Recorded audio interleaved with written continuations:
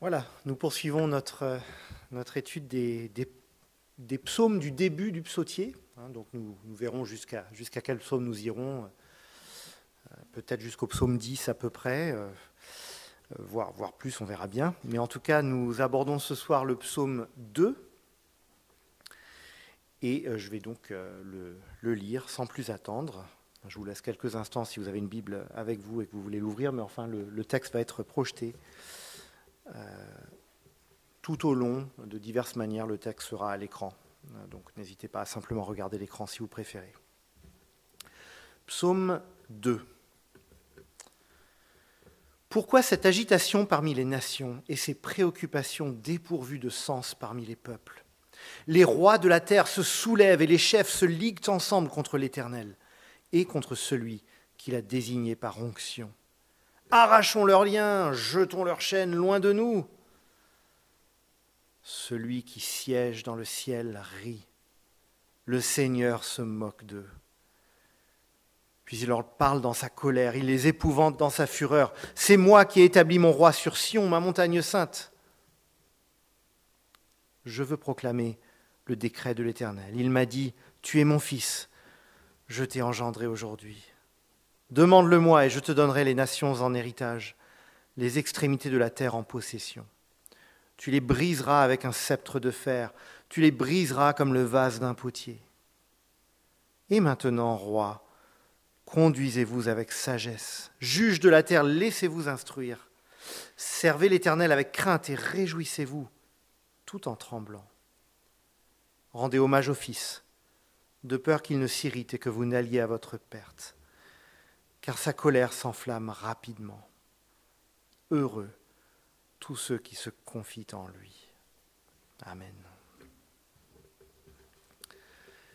Bref rappel de ce que nous avons vu la dernière fois, c'est Paul qui animait l'étude sur le psaume 1, il y a 15 jours. Nous avions vu d'abord qu'il y a... alors je fais ce petit rappel un peu dans mes mots, mais ça rejoint tout à fait ce que nous a dit Paul. Il y a un appel à la sagesse. C'est un psaume d'ailleurs qu'on appelle souvent un psaume de sagesse, à bien discerner la manière dont il faut vivre et ne pas vivre. Paul nous a montré aussi comment on voit dans ce texte comme un crescendo du mal qui est mis en évidence. On commence par suivre, ensuite donc les conseils des méchants, on s'arrête, et puis ensuite on s'assoit sur le banc des moqueurs. Et puis on a vu que en fait, la moquerie, c'est plus la moquerie de Dieu lui-même que la moquerie des autres, même s'il n'y a pas de contradiction entre les deux. Donc il y a comme un crescendo du mal qu'on voit en évidence. Et puis il y a aussi ces trois mots méchant, pécheur et moqueur, où là encore, subtilement, on voit comme un crescendo. Et donc ça nous rappelle que le mal forme une sorte de pente glissante. Et on le sait aussi par expérience, malheureusement, que parfois ça commence par des petites compromissions qui vont de plus en plus vers des choix qui nous emmènent contre la volonté de Dieu. Et puis, par contraste avec cela, le psaume nous invite à, psaume 1, toujours, dont je fais le récapitulatif, nous invite à trouver une source inépuisable dans la loi de Dieu, avec cette belle image d'un arbre planté près d'un cours d'eau, et donc dont la croissance et la santé ne dépendent pas des précipitations, comme on a eu tout à l'heure, mais puisqu'il est installé planté près d'un cours d'eau, eh bien l'eau est toujours abondante, quoi qu'il arrive. Et puis nous avons vu que ce psaume 1 nous place face à deux chemins possibles, deux façons de vivre. Et d'ailleurs, la fin du psaume 1 met cela en contraste. L'Éternel connaît la voie des justes, mais la voie des méchants mène à la ruine. Mais nous avons vu que ce contraste entre la voie des justes et la voie des méchants peut et en fait devrait nous mettre mal à l'aise en considérant que nous ne pouvons pas considérer, en tout cas par nous-mêmes, par nos propres forces, que nous faisons partie des justes. Et donc, qu'en est-il de nous si souvent notre conduite ressemble plus à celle des méchants, pécheurs, moqueurs? Mais le psautier annonce déjà la bonne nouvelle, Dieu lui-même va pourvoir à notre salut. Donc voilà ce que nous avions vu sur le psaume 1. Le psaume 2 maintenant, on pourrait dire que c'est la face opposée de la même pièce, et certains évoquent les psaumes 1 et 2 comme le portique d'entrée du psautier, du livre des psaumes. Et il est courant d'associer ces deux psaumes, de considérer qu'ils vont ensemble d'une certaine manière. Ils sont distincts, mais ils sont vraiment liés l'un à l'autre. Il y a des indices qui vont en ce sens, des indices, par exemple, alors c'est un détail, mais qui semble significatif. Vous savez que le livre des psaumes est composé en 5 livres. Et donc là, nous sommes en fait au tout début du psautier.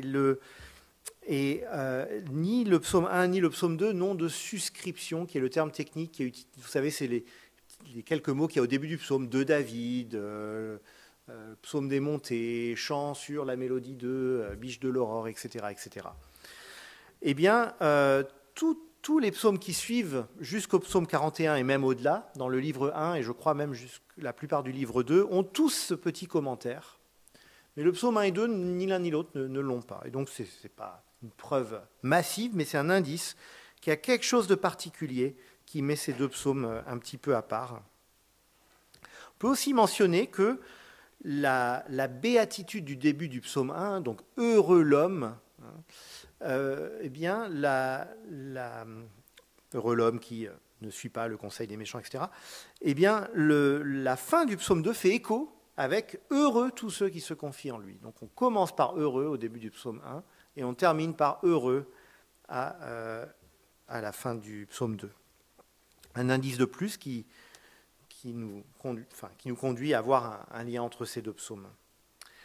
Alors en même temps, il faut reconnaître que ces deux psaumes sont très différents. Et le mot qui m'est venu, c'est qu'il y a une ambiance très différente. Le psaume 1, un peu méditatif, l'image de l'arbre planté près des cours d'eau. Et puis il y a un côté un peu intemporel dans ce psaume 1. Là, le psaume 2, par contre, c'est une autre ambiance. Il y a ce mot d'agitation. Alors le psaume n'est pas agité, la parole de Dieu n'est pas agitée, mais il y a comme une effervescence dans ce psaume. Et on va voir comment Dieu répond à cette effervescence, bien sûr. Mais il y a là un contraste avec le psaume 1. Et pourtant, le message a pas mal de points communs entre le psaume 1 et 2. Un message analogue. Dans les deux cas, en fait, il y a un choix à faire entre deux voies. On l'a bien vu dans le psaume 1, mais dans le psaume 2, on le voit, en particulier à la fin du psaume, il y a, verset 12, ceux qui vont à leur perte, et en revanche, ceux qui sont heureux parce qu'ils se confient en lui. Et là, en fait, ça rappelle énormément ce qu'on voit à la conclusion du psaume 1. On pourrait dire qu'il y a un regard un peu plus précis sur les projets de Dieu dans ce psaume 2, et on essaiera de le voir petit à petit dans l'examen du psaume, un regard un peu plus précis sur les projets de Dieu. Et puis, il y a un regard plus tourné vers l'avenir. Surtout, évidemment, quand on lit ce psaume 2 à la lumière de l'ensemble de la Bible. Voilà donc pour ces remarques sur le psaume 2 et le psaume 1 et les liens entre eux. On a une première partie un peu introductive qui va relativement vite, mais ensuite, ne vous inquiétez pas, on va passer du temps dans les questions, dans l'étude un peu plus précise de ce texte. Mais je vais vous proposer un petit exercice. La rentrée scolaire, ça date d'il n'y a pas longtemps, donc c'est bien qu'on retourne un peu sur les bancs de l'école. Ça ne sera pas noté, mais on va regarder donc le psaume. Alors, Annie, tu étais au cercle biblique, donc tu as déjà vu cet exercice qui a été fait il y a quelque temps. Tu ne dis rien, parce que tu te souviens de tous les détails, mais surtout ne les redis pas. Donc, on va... en fait, l'exercice, la question que je vous pose, c'est qui prend la parole et à quel moment dans ce psaume. Alors, en fait, il y a plusieurs prises de parole, et je vais vous demander donc de... Alors, prenez 2 minutes pour lire le psaume, ça va me permettre d'aller chercher un verre d'eau. Et puis ensuite, on va essayer de voir qui prend la parole. Ce n'est pas juste un exercice histoire d'en faire un, mais ça aide en fait à bien décrypter le message de ce psaume. J'aurais pu y aller, mais...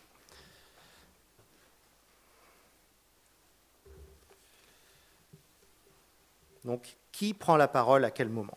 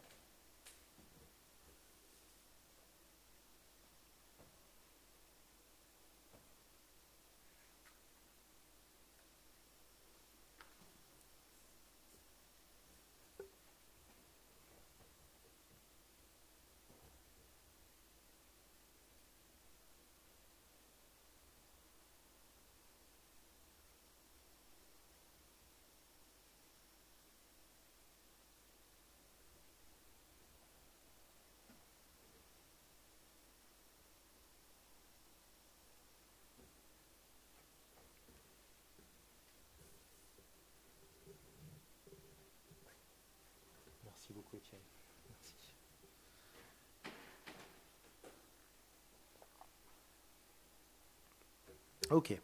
Alors, quelle est la première personne qui prend la... Quel est le premier narrateur, la première personne qui prend la parole? Effectivement, le psalmiste qui commente. Pourquoi cette agitation parmi les nations? On pourrait dire le narrateur, le psalmiste, effectivement. Alors, dans quelle section?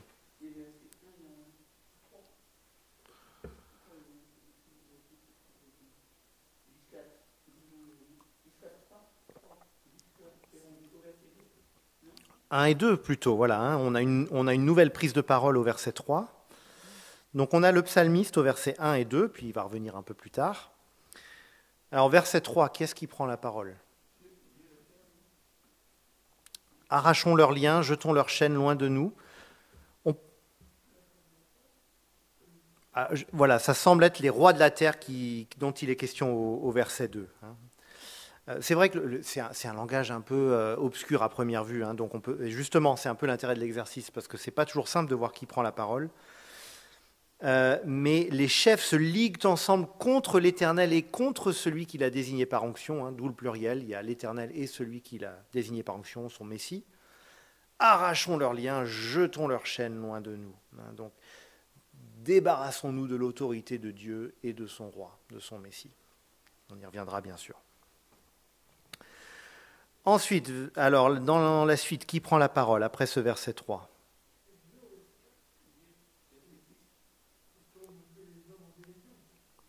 Alors, qui prend la parole au verset 4?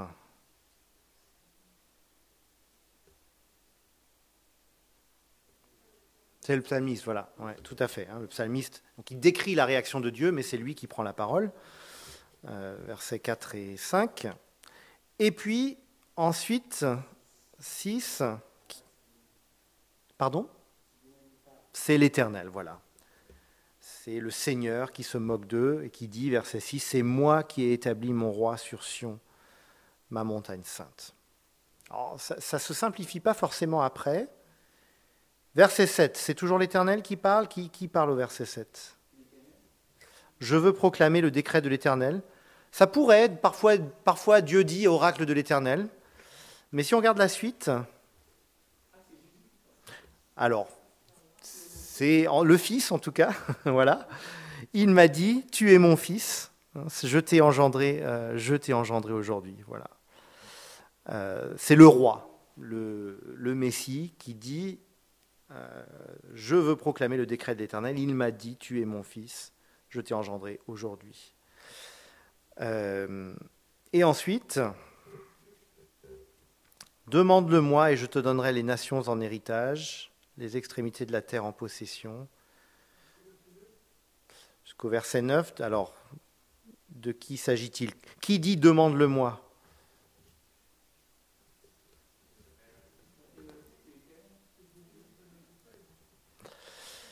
Alors, ça peut éventuellement être un peu débattu, je pense que, mais c'est plutôt le Fils toujours qui non, pardon, excusez-moi, c'est moi qui m'embrouille là. Effectivement, c'est le Père qui reprend la parole. Oui, désolé, c'est bien ce que j'avais noté, mais je me suis embrouillé. Demande-le-moi, cher Fils, que j'ai engendré. Demande-le-moi et je te donnerai les nations en héritage, les extrémités de la terre en possession, effectivement. Donc là, on voit Dieu qui dit à son Messie, comme s'il disait, vas-y, demande-moi, je veux tout te donner, en quelque sorte. C'est un petit peu cette idée-là. Donc, d'une certaine manière, la parole du Fils, elle est très courte. Je veux proclamer le décret de l'Éternel. Il m'a dit, et puis ensuite il donne la parole au Père. Voilà. Et puis ensuite, est-ce qu'il y a encore une prise de parole après celle de l'Éternel?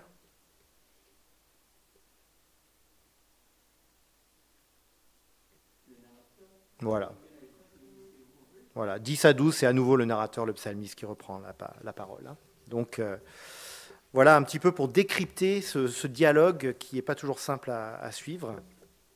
Mais on a donc en gros un psalmiste qui médite un peu sur l'agitation et l'opposition contre Dieu, et puis un roi, un messie qui prend la parole en disant voici ce que Dieu m'a dit, et Dieu lui a dit, je te donnerai les nations en héritage, je te donne la domination sur toute chose. Puis ensuite le psalmiste qui reprend la parole. Voilà.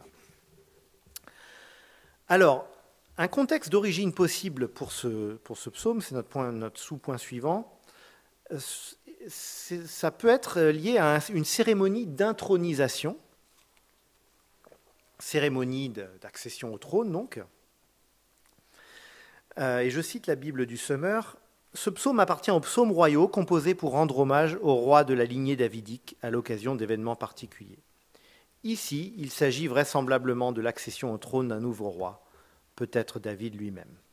Alors, ne vous inquiétez pas, le psaume ne s'arrête pas, certainement pas là, c'est ce qu'on va voir, mais il n'y a pas de contradiction entre une portée messianique qui nous emmènerait jusqu'au Nouveau Testament, et bien sûr on va y venir, et en même temps une situation dans un contexte à l'époque, un peu plus limité, qui pourrait être lors d'une cérémonie royale. Ça peut se discuter, hein. Est-ce qu'il y a un contexte plus précis de l'accession au trône de David ou d'un autre à l'époque? Ça peut se discuter, mais ce qui est sûr, c'est que l'idée que le roi est fils de Dieu, dans un sens qui peut être limité, hein, est une expression qu'on retrouve parfois dans l'Ancien Testament. Hein. Fils de Dieu n'est pas uniquement utilisé à propos de Jésus dans le Nouveau Testament, même si bien sûr c'est utilisé de façon unique à propos de Jésus dans un sens beaucoup plus absolu, mais on a de temps en temps l'utilisation de ce vocabulaire du fils qui est appelé à obéir à son père à propos du roi d'Israël. Mais, et là je vous vois déjà venir, une question à garder à l'esprit, c'est est-ce qu'une cérémonie d'intronisation rend vraiment justice au contenu du psaume? Quand on lit, par exemple, « Je te donnerai les nations en héritage, les extrémités de la terre en possession », est-ce que ce n'est pas un petit peu grandiose pour le roi d'Israël au 10e, 9e, 8e siècle avant Jésus-Christ? L'appel à tous les rois de la terre de se soumettre au roi de Dieu, est-ce que c'est pas quand même un peu difficile de faire cadrer ça avec simplement un poème un peu enflammé sur l'accession au trône d'un roi de l'époque? Donc, vous devinez un peu ma réponse à cette question, mais en tout cas, elle doit rester en suspens, en se rappelant qu'il n'y a pas de contradiction entre... Et la Bible fonctionne souvent comme ça, il y a une réalité historique qui est bien réelle, mais qui préfigure quelque chose de beaucoup plus grand qui vient plus tard. Le peuple d'Israël, par exemple, est sauvé de l'esclavage en Égypte et amené dans la terre promise. Et bien plus tard, Dieu va sauver son peuple de l'esclavage du péché et l'amener dans la communion avec lui. Donc il y a un enracinement historique, mais qui ensuite a une portée beaucoup plus grande. Et on arrive maintenant au plat principal, dans les 20 minutes qui nous restent, on va essayer de s'en sortir, le message donc du psaume 2. Et proposer un plan simple, c'est 3 mots en R. Je sais que c'est le soir, on est un peu fatigué, mais j'espère qu'une petite allitération, ça va vous aider. Alors, et m'aider moi-même. Le premier mot, c'est une révolte, au verset 1 à 3. Une révolte. Pourquoi cette agitation parmi les nations et ces préoccupations dépourvues de sens parmi les peuples? Les rois de la terre se soulèvent et les chefs se liguent ensemble contre l'Éternel et contre celui qui l'a désigné par onction. Arrachons leurs liens, jetons leurs chaînes loin de nous. Alors, première question, que dénonce le psalmiste dans les versets 1 et 2? Et qui est concerné?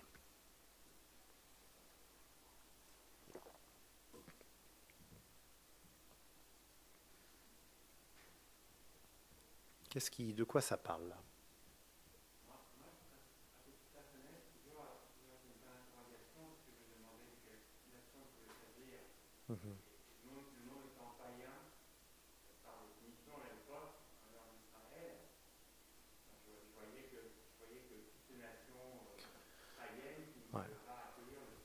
Ouais. Non, je crois que c'est juste. Je crois que c'est les rois de la terre, clairement, ça désigne des rois païens, hein, des rois qui, en tout cas à l'origine, ne connaissent pas Dieu. Après, ce qui est intéressant, c'est qu'ils sont appelés à venir servir l'Éternel à la fin. Donc là, on a un de ces nombreux passages de l'Ancien Testament qui ouvre une perspective sur le fait que les nations adorent Dieu. Mais effectivement, hein, c'est tout à fait juste. Donc, alors, dans un sens, le mot révolte résume assez bien les choses, hein, révolte, rébellion. Mais c'est intéressant de voir comment elle est décrite, cette agitation parmi les nations et ces préoccupations dépourvues de sens parmi les peuples. Moi, je vais un petit peu sur les réseaux sociaux, assez souvent même, hein, soyons honnêtes. Alors, il y a des choses intéressantes qui circulent. Sur Twitter en particulier, il y a pas mal de débats d'idées qui sont pas sans intérêt. Mais pour le contenu intéressant, il y en a pas mal, il y a 2, 3, 4 fois plus de contenu qu'on pourrait assez bien décrire, écrit par des gens intelligents parfois, hein, c'est pas le problème, c'est pas une question d'intellect, mais il y a souvent beaucoup de contenu qu'on pourrait facilement décrire comme des préoccupations dépourvues de sens. Des débats qui donnent une idée de l'égarement de l'humanité. Et donc, il n'y a pas juste une sorte d'effervescence politique, ça va beaucoup plus loin ici. Ce sont les peuples, d'ailleurs, ce n'est pas seulement les rois, hein, les rois se soulèvent et les chefs se liguent ensemble, mais les peuples eux-mêmes sont agités par des préoccupations dépourvues de sens. Et plus précisément, ils se révoltent contre l'Éternel et celui qu'il a désigné par onction, c'est-à-dire littéralement son oint, son Messie. En hébreu, Mashiach, Messie. En grec, Christos, Christ, hein, c'est le même sens. Ça veut dire loin de Dieu, c'est-à-dire en gros son roi, le roi. D'ailleurs, quand on voit celui qu'il a désigné par onction, le Messie, alors par dérivation, le mot Messie maintenant n'est attribué que pour parler de Jésus. Et c'est légitime parce qu'il est le Messie attendu.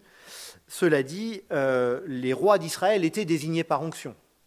Donc, dans le contexte de l'époque, loin, ça peut simplement vouloir dire le roi, celui qui a reçu l'onction, qui est adoubé roi en quelque sorte. Mais on note tout de même que c'est Dieu ici qui a oint son roi. L'Éternel est celui qui l'a désigné par onction. On a ici un roi de droit divin. Alors évidemment, quand on pense à l'histoire, à Louis XIV, etc., au nombre incalculable de rois et de souverains qui ont prétendu être divinement envoyés, on peut être cynique et ça peut nous faire ricaner. Encore un qui se prend pour le loin de Dieu. Mais ce récit, évidemment, se place dans une histoire unique et incomparable. L'histoire biblique, l'histoire de Dieu et l'alliance qu'il a conclue avec un peuple en particulier, le peuple d'Israël. Et puis on note, et c'est très intéressant d'ailleurs dans l'Ancien Testament, bien que de droit divin, le roi n'a pas tous les droits. En général, les rois de droit divin, dans l'histoire de France par exemple, c'était une excuse pour avoir tous les droits, pour dire qu'ils pouvaient faire tout ce qu'ils voulaient, puisque Dieu leur avait donné le feu vert.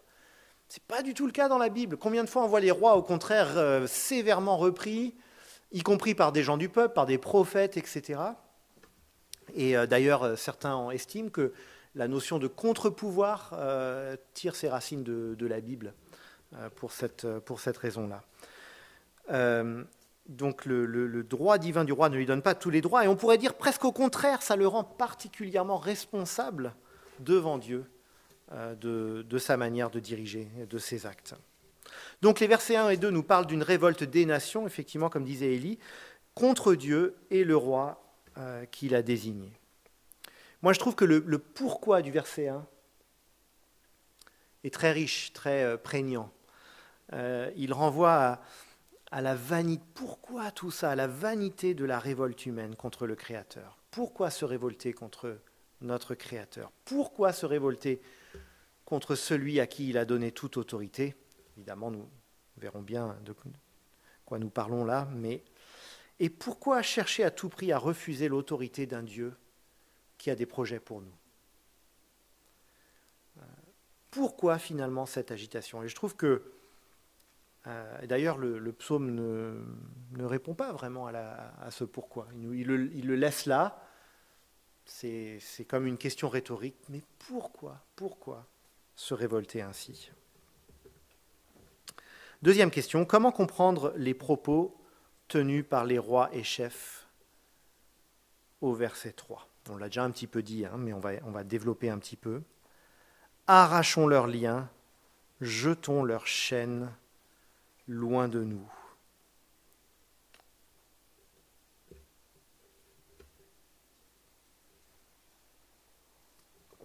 Alors, dans le contexte de l'époque, si des rois païens disaient cela à propos du Dieu d'Israël, à propos du roi d'Israël?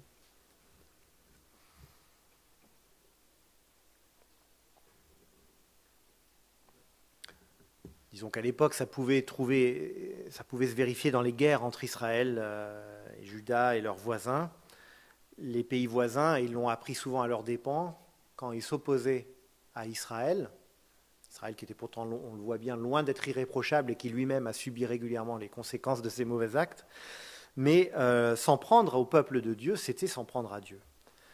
Et les pays voisins, donc, rejetaient non seulement le peuple d'Israël, mais le Dieu qui avait conclu une alliance avec lui.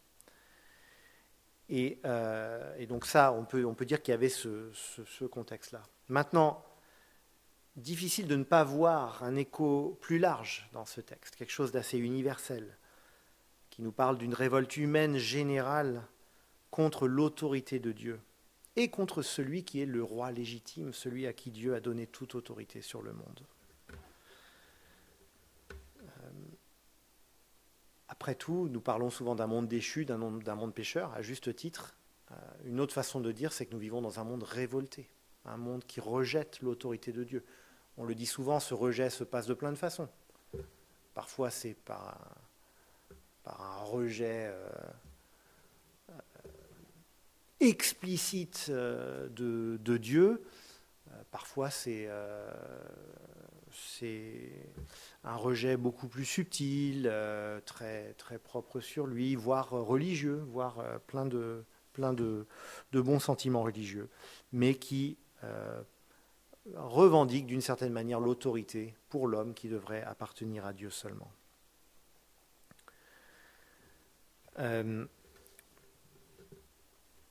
Alors le psaume 2 place particulièrement l'accent sur les chefs et rois. On est dans un registre royal, après tout il est question du roi que Dieu a choisi, et par contraste les rois rebelles à Dieu. Mais dans la Bible, on voit régulièrement qu'il y a un lien entre les chefs et le peuple. On va dire, la santé spirituelle du roi, du chef, a souvent un impact sur la santé spirituelle et morale du peuple. Et vice-versa, dans une certaine mesure. Ça, si on lit le livre des rois, le livre des chroniques, on voit ça régulièrement. Les rois mauvais, idolâtres, et ben, ça a presque toujours des conséquences sur la santé spirituelle de leur peuple. Aujourd'hui, c'est quelque chose qu'on a tendance à complètement mettre de côté. On a une pensée tellement individualiste qu'on dit non, chacun peut réfléchir par lui-même, c'est pas parce qu'on a des mauvais chefs qu'on va mal agir, etc. Tout n'est pas faux là-dedans. La Bible nous parle aussi de la responsabilité personnelle devant Dieu, de chacun, et on a plusieurs exemples de cela. Mais je pense qu'on a sans doute perdu de vue les solidarités naturelles qui existent entre les hommes, et le fait qu'on ne peut pas aussi facilement qu'on le pense estimer se dédouaner d'une tendance générale dans nos cultures, dans nos civilisations, et dire ça c'est les autres, ça c'est les gens mauvais. Non.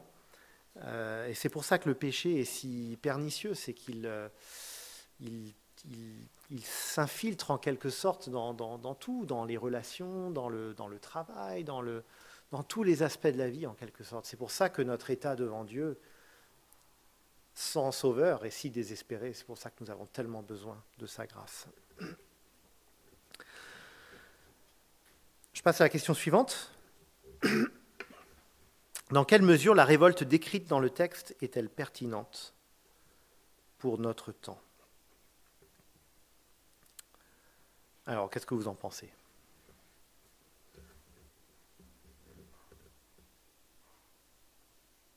Je l'ai déjà un petit peu dit, hein, encore une fois. Ouais, Samuel. Mhm. Mhm. Ouais. Mhm.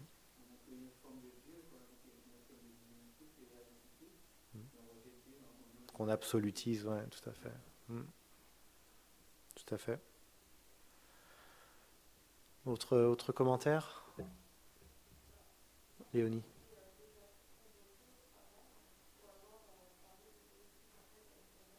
Ouais.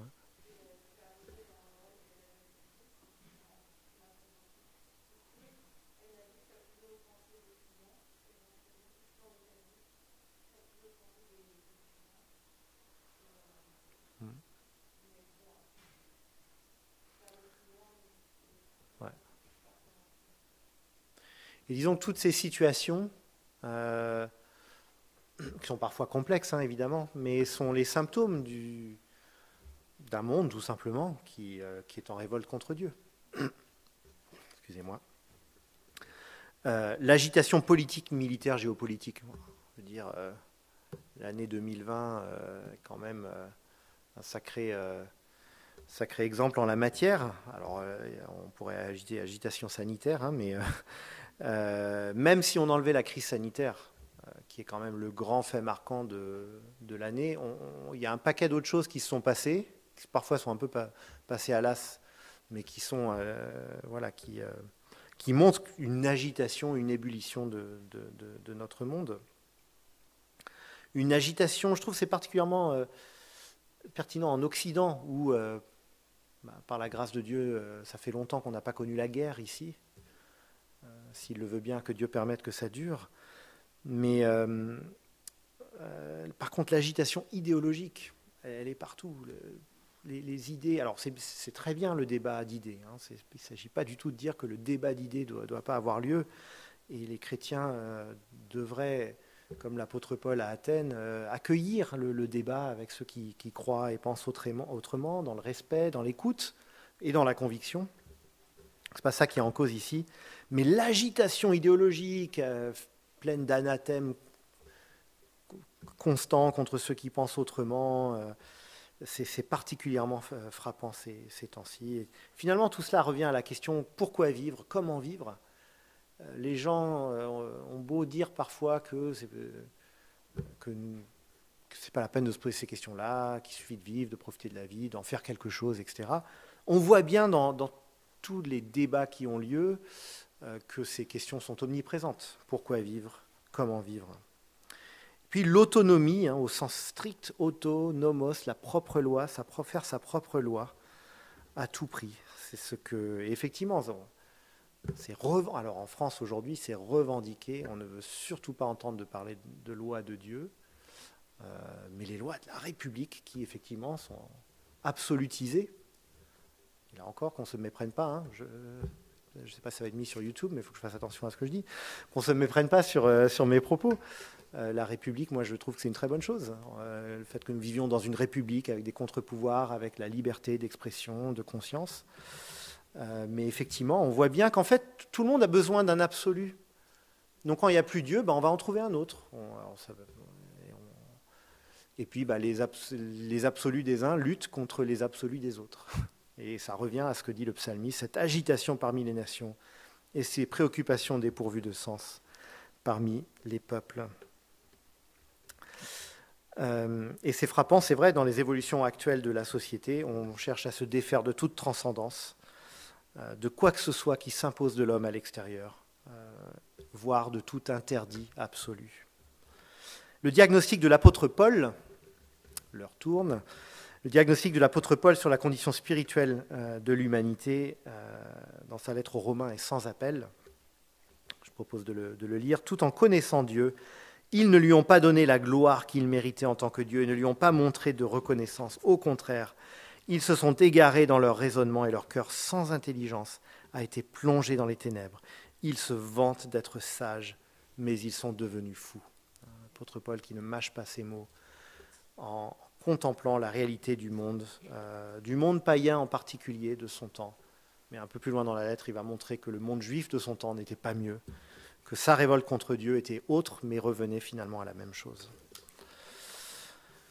Donc ça, c'était pour une révolte. Ensuite, deuxième mot en R, un rire. Versets 4 à 6. Celui qui siège dans le ciel rit, le Seigneur se moque d'eux, puis il leur parle dans sa colère, il les épouvante dans sa fureur.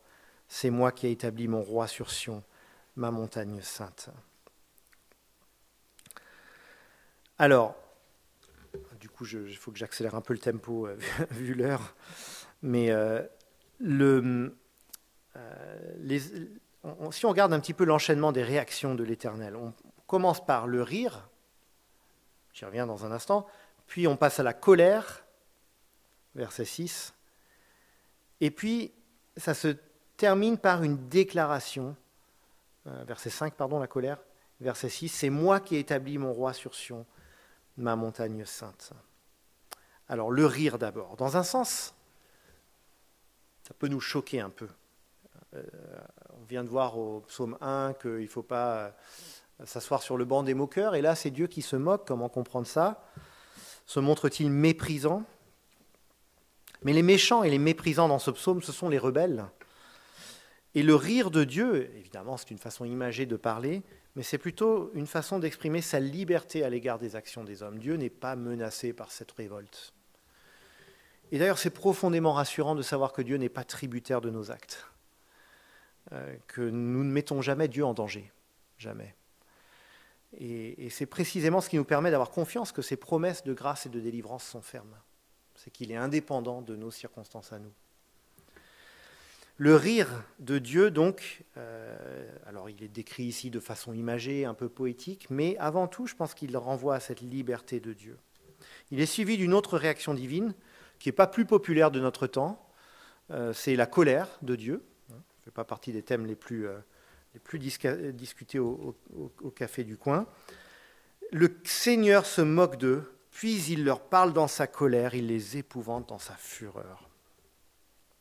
Mais la colère de Dieu n'est pas un emportement, un débordement de rage comme le sont souvent nos colères. C'est le résultat du choc inévitable plutôt entre la perfection de Dieu et le mal qui affecte sa création. Et si Dieu ne se mettait pas en colère contre le mal, ça serait inquiétant. Ça serait choquant. Il y a des colères justes,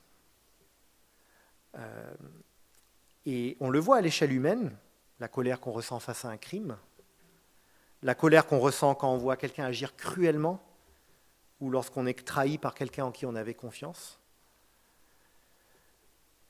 Bien sûr, pour nous, même nos colères qui sont plutôt justes sont entachées du péché. Et donc on n'a jamais des colères pures. On est parfois en colère pour de bonnes raisons, mais le péché vient vite s'en mêler. En revanche, la colère de Dieu est à la fois une colère juste et elle est parfaitement sainte. Et c'est la sainteté même de Dieu qui serait remise en question s'il ne se mettait pas en colère face au mal. Quelle action est-ce que la colère de Dieu le pousse à entreprendre ?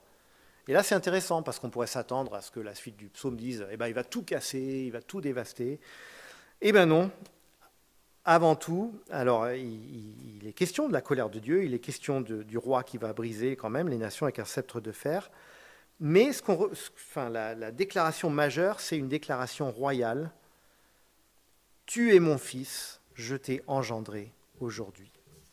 Et ça nous conduit, en quelques minutes finales, à notre troisième mot avec R, un roi. La question suivante, comment le roi décrit-il sa relation avec Dieu ? Tout simple, hein ? La réponse est dans le texte. Comment est-ce que le roi décrit sa relation avec Dieu ? Son fils. Voilà, c'est une relation filiale. Le roi se présente comme le fils de Dieu. On peut mettre une citation de la Bible d'études du Semeur, à nouveau. Dans le Proche-Orient ancien, c'est ce que je disais tout à l'heure, au moment de son intronisation, le nouveau roi était considéré comme devenant fils de Dieu par adoption, et l'on utilisait en cette occasion une formule semblable à celle-ci. Il en était de même en Israël. Le royaume davidique était considéré comme le royaume de Dieu. Son roi était donc adopté par l'Éternel comme son héritier, et c'est à ce titre qu'il pouvait régner sur ce royaume. Mais là encore, on voit bien quand on lit l'ensemble du psaume qu'on a du mal à faire rentrer le fils du psaume 2 dans le simple cadre de la royauté judéenne ou israélite. Il y a des indices qui justifient que le sens beaucoup plus fort, beaucoup plus absolu qu'on va trouver dans le Nouveau Testament. Donc, sa relation avec Dieu, elle est filiale. Deuxièmement, comment le roi décrit-il sa mission ? Verset 8, « Demande-le-moi » c'est l'Éternel qui dit cela, « et je te donnerai les nations en héritage, les extrémités de la terre en possession.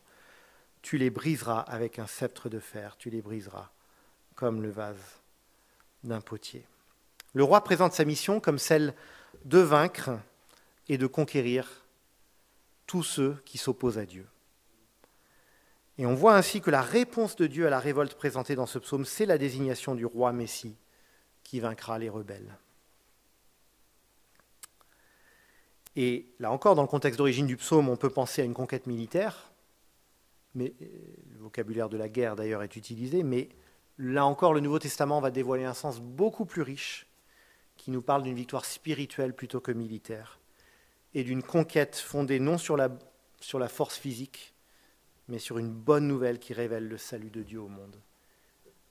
Et c'est par cette bonne nouvelle que Dieu conquiert et reconquiert le monde aujourd'hui. Et je ne peux m'empêcher ici de citer Matthieu 28, 18 à 20. Jésus s'approcha et leur dit « Tout pouvoir m'a été donné dans le ciel et sur la terre. Allez, faites de toutes les nations des disciples. Baptisez-les au nom du Père, du Fils et du Saint-Esprit et enseignez-leur à mettre en pratique tout ce que je vous ai prescrit. Tout pouvoir m'a été donné dans le ciel et sur la terre. » Regarde, voyez comment ça fait écho à ce qu'on voit dans ce psaume 2. Alors, je vais sélectionner ce par quoi je vais pouvoir conclure. Je suis désolé, je n'ai pas bien calculé le temps aujourd'hui. Le double appel lancé au roi de la terre, c'est la question suivante que j'avais prévue. Il y a un double appel à servir l'Éternel. Donc sortir de la révolte contre Dieu, pas pour devenir neutre par rapport à Dieu, mais pour devenir serviteur de Dieu. Et c'est frappant de voir que Dieu veut se réconcilier avec ces nations qui se révoltent contre lui. Dieu veut que ces rois païens deviennent ses serviteurs. Et il appelle des peuples étrangers à servir Dieu à la manière des Israélites. Servir l'Éternel. Ensuite, rendre hommage au Fils. Ce qui est intéressant, c'est que le texte semble présenter l'hommage rendu au Fils comme corollaire de la soumission à Dieu. Soumettez-vous à Dieu en reconnaissant le roi qu'il a envoyé. Donc le psaume 2 établit un lien direct entre l'attitude que l'on a vis-à-vis du Fils et celle que l'on a vis-à-vis de Dieu. Et là, encore, dans le contexte d'origine du psaume, on a un reflet de l'alliance entre Dieu et Israël. Tu t'opposes à Israël, tu t'opposes à Dieu. Dieu a choisi ce peuple pour se révéler au monde et donc s'opposer à Israël et à son roi, c'était en quelque sorte une attaque personnelle contre Dieu. On repense à la promesse faite à Abraham, Genèse 12, 3. « Je bénirai ceux qui te béniront et je maudirai ceux qui te maudiront. » Mais le psaume 2 nous dévoile une dimension universelle de la nécessité de la soumission à Dieu et son Messie, que là encore on a du mal à faire entrer dans le simple contexte géopolitique d'Israël et ses voisins du temps du roi David. Je vais sauter la question 7, Paul. Et on va terminer avec la question 8. Pour résumer, quelles sont les deux façons de vivre exposées dans ce psaume ?